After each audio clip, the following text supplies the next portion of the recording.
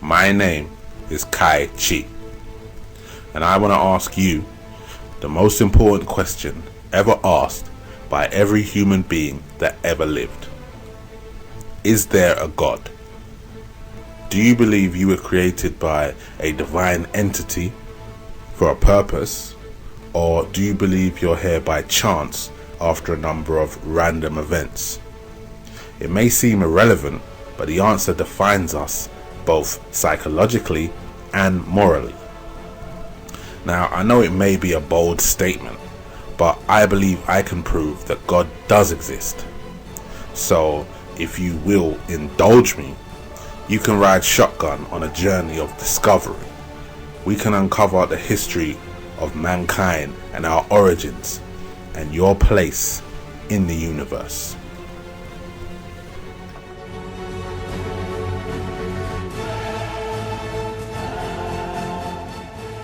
First stop on our journey is a hypothetical scenario. So imagine you're an alien flying through the galaxy on your spaceship, and you find a planet. You do a scan with your onboard computers and find there's absolutely no life on this planet, but you decide to land anyway and just have a little look around.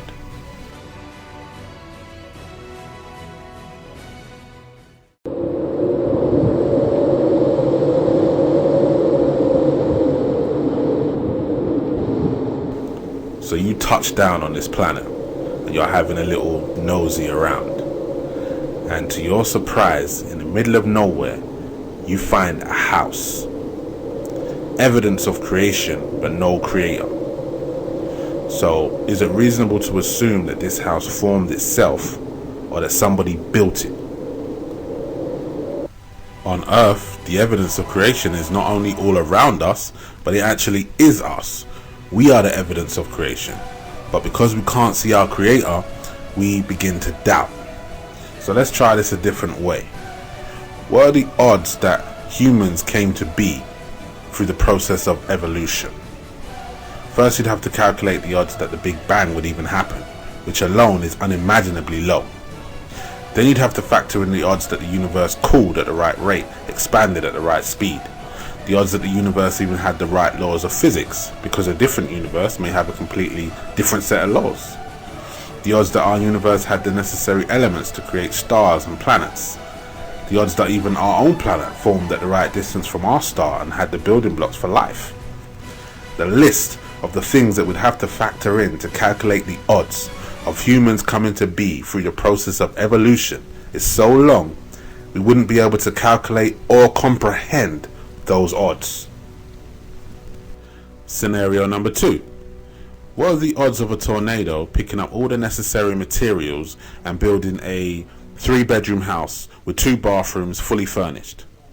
You might think that's impossible, but the odds of that happening are actually much, much higher, because the universe and the earth would already have to exist. So let's say the odds are 1 in a trillion or 1 in 100 trillion. Have there been 100 trillion tornadoes since the formation of the earth? I'm sure there has been. So how comes we don't see any houses built by tornadoes? This must mean that the odds of both happening are actually much, much lower. Okay, last time. What are the odds that all life was created by God? Those are much better odds. If I was a betting man, I know where I'd place my bets. Because it's simple. Does God exist? Yes or no? 50-50. Did God create us? Yes or no? 50-50. So why do people believe in evolution? Why do people believe in the more unlikely version? I'm a God-fearing man who likes science. Something of a contradiction, you might say. But personally, I think science and religion should be harmonious, and scientists should be the most religious people of all. But most scientists don't believe, which I find slightly unprofessional, seeing as God is the first scientist.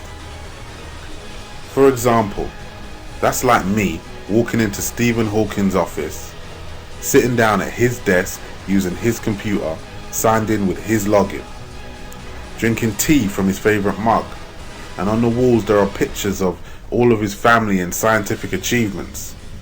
Then somebody walks in and asks me where they can find Stephen Hawkins. And not only do I say I don't know who Stephen Hawkins is, but I don't even know if he exists. I'm working in his realm, in his domain, and I won't even acknowledge his existence. Allow me to continue to highlight the hypocrisy. So, for scientists who don't believe in God, how does this make sense when science inevitably leads to God? Inevitably leads to humans becoming like God? Because humans have no scientific limit. So that means if we could fast forward human civilization 1,000,000 years into the future, what will we have accomplished? We may have cured death and be immortal. We'll be able to manipulate the fabric of space and time and change our reality, cross over to different dimensions and create a universe and create life. So now answer this question. What is the definition of a God? The answer is all of the above, which means that scientists are trying to be like someone who apparently doesn't exist. Scientists are trying to be like someone who they don't even believe in. And if humans believe that we can do these things, why is it so hard to believe that someone has already done it? Now, the psychology of believers and non-believers. People who believe in God believe in fate and destiny. They believe in the bigger picture and a higher purpose. They believe they were created for a reason and that they are special, which is a positive energy.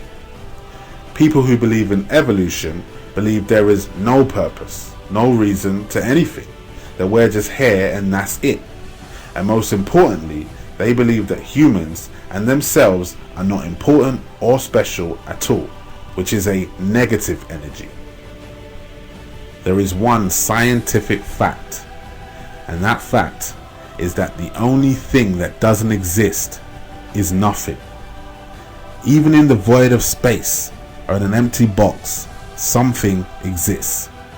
Atoms and molecules, even the space itself and time still exists. So if the idea or the notion of nothing doesn't exist, then that means that the universe and humans were destined to be. That it's fate, that we are special, and that we have a purpose and a meaning, and that there is no chance or version of existence where nothing exists.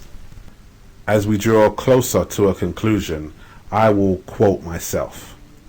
The most illogical equation is that aliens equals no God. That's too black and white, too narrow-minded and color-blinded. There are actually only two possibilities. Either there are aliens out there, or there aren't.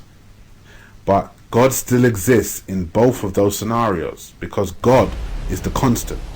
Aliens and everything else are the variables.